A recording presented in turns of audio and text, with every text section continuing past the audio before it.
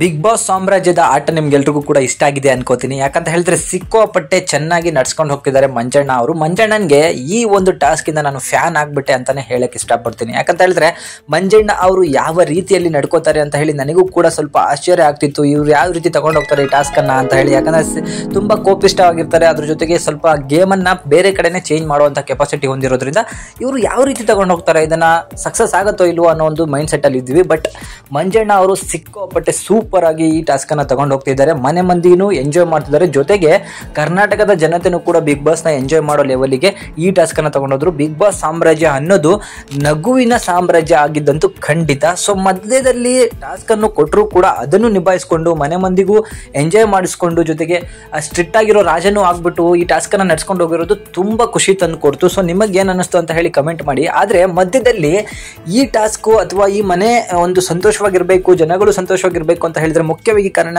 ಧನ್ರಾಜ್ ಮತ್ತು ಹನುಮಂತಾನೆ ಅಂತ ಹೇಳ್ಬೋದು. ಸೊ ಸಿಕ್ಕಾಪಟ್ಟೆ ಕ್ವಾಟ್ಲೆಗಳನ್ನ ಕೊಟ್ಟರು ರಾಜನಿಗೆ. ಸೊ ರಾಜನು ಕೂಡ ಅದನ್ನ ಸಿಂಪಲ್ ಆಗಿ ತಗೊಂಡು ಶಿಕ್ಷೆಯನ್ನ ಕೊಡುವಂತಹ ಪ್ರಯತ್ನವನ್ನು ಮಾಡಿದ್ರು. ಜೊತೆಗೆ ಇರುವಂತಹ ರಜತ್ ಅಂದ್ರೆ ನಾವು ಬೇರೆ ಲೆವೆಲ್ಗೆ ತಗೊಂಡೋದ್ರು ಬಿಗ್ ಬಾಸ್ ಅನ್ನ ಅಂತಾನೆ ಅನ್ಬೋದು.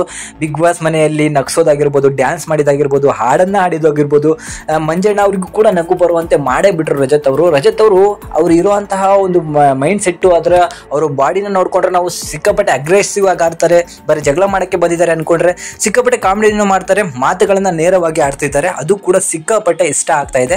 ಟಾಸ್ಕ್ ಅಂತೂ ಸಿಕ್ಕಾಪಟ್ಟೆ ಒಂದು ಲೆವೆಲ್ಗೆ ಹೋಗ್ತಾ ಇದೆ. ಬಟ್ ಮಧ್ಯದಲ್ಲಿ ಮೋಕ್ಷಿತ ಬಂದ್ಬಿಟ್ಟು ಎಮೋಷನಲ್ ಅನ್ನ ಸೇರಿಸ್ಬಿಟ್ಟು ಎಲ್ಲೋ ಡಲ್ ಮಾಡ್ಬಿಟ್ರೇನೋ ಅಂತ ಅನ್ನಿಸ್ತಾ ಇದೆ. ಇವತ್ತಿನ ಮೊದಲನೇ ಪ್ರೋಮೋನ ನೋಡ್ತಾ ಇದ್ರೆ ಈ ಟಾಸ್ಕ್ ಬೇರೆ ಕಡೆನೆ ಇವಾಗ ವಾಲ್ಕೊಂಡಿರೋ ತರ ಕಾಣಿಸ್ತಾ ಇದೆ. ಮೋಕ್ಷಿತ ಅವರಿಂದ ಒಬ್ಬರ ಮೇಲೆ ಒಬ್ರು ಇವಾಗ ಆರೋಪಗಳನ್ನ ಮಾಡ್ಕೋತಿದ್ದಾರೆ. ಅದ್ರ ಜೊತೆಗೆ ಮಹಾರಾಜರು ಈಗ ಮೋಕ್ಷಿತ ಕಡೆ ವಾಲಿರೋದು ಕೂಡ ಈ ಒಂದು ಪ್ರೋಮೋದಲ್ಲಿ ಕಾಣಿಸ್ತಾ ಇದೆ. ಸೊ ಅದರಿಂದಾಗಿ ಪ್ರೋಮೋನ ಯಾವ ರೀತಿ ಅಂತ ಹೇಳಿ ನಾವು ಅಬ್ಸರ್ವ್ ಮಾಡ್ಲಿಕ್ಕೆ ಹೋಗಕ್ಕಾಗಲ್ಲ. ಯಾಕಂತ ಹೇಳಿದ್ರೆ ಯಾವುದನ್ನೋ ಕಟ್ ಮಾಡಿ ಎಲ್ಲೋ ಹಾಕಿರ್ತಾರೆ.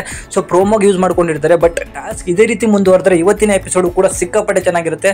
ಒಟ್ಟು ಟೋಟಲ್ ನಡೆದಿರುವಂತಹ 55 ದಿನಗಳ ಒಂದು ಎಪಿಸೋಡ್ ಅಲ್ಲಿ ಈ ಎಪಿಸೋಡ್ ಸಿಕ್ಕಾಪಟ್ಟೆ ಚೆನ್ನಾಗಿತ್ತು ಅಂತ ಹೇಳಿ ನನ್ನ ಅನಿಸಿಕೆ. ನಿಮಗೆ ಯಾವ ಫೇವರೇಟ್ ಎಪಿಸೋಡ್ ಇಷ್ಟ ಆಗಿತ್ತು ಅದನ್ನ ಕಮೆಂಟ್ ಮಾಡಿ ನನಗೆ ತಿಳಿಸಿ.